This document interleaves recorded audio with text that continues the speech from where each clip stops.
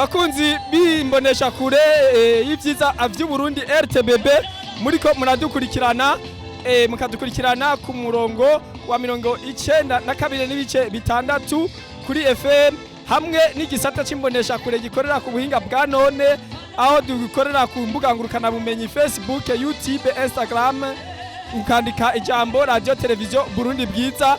Muracari kumwe na Alexini mubona muri komine Isari ntara ya Bujumbura ahariko habera igikorane c'ubutumwa bwiza catunganijwe n'ishengero rya Emmanuel Kigobe n'amasengero arikomokako.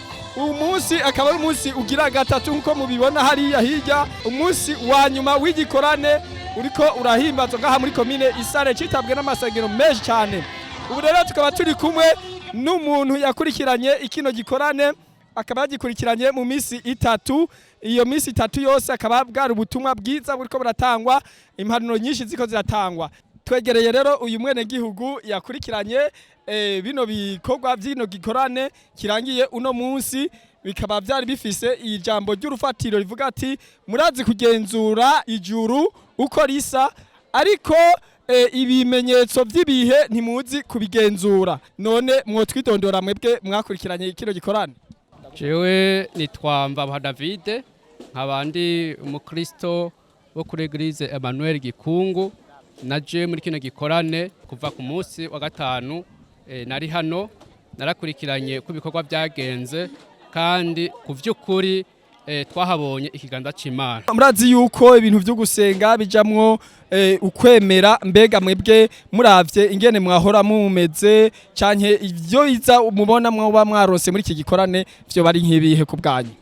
Nukuri Imana yarakoze, twabonye jewe ku bwanje ikiganza c'Imana, nabonye ubushobozi bw'Imana n'ubasha bw'Imana bugaragara muri kino gikorane, muri bino bikorwa byateguwe.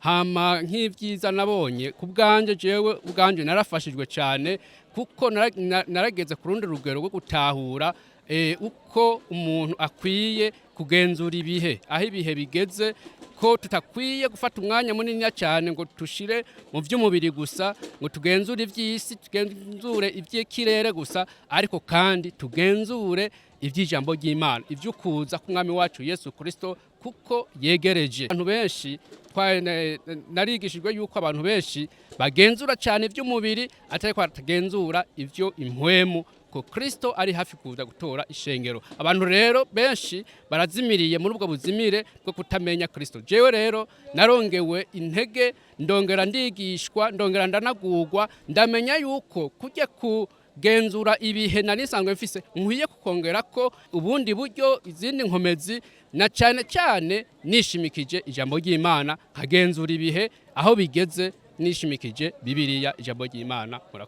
Murakoze cyane, namwe mwari kumwe n'isamirizi y'ivyiza vy'Uburundi RTBB, radio television Burundi bwiza, ikorera ku rubuga ngurukana bumenyi, ikongera igakorera kuri FM muri 92 n'ibice bitandatu. Turabashimiye.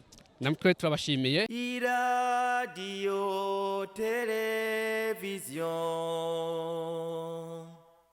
RTBB n'ivyiza by'Uburundi bwiza.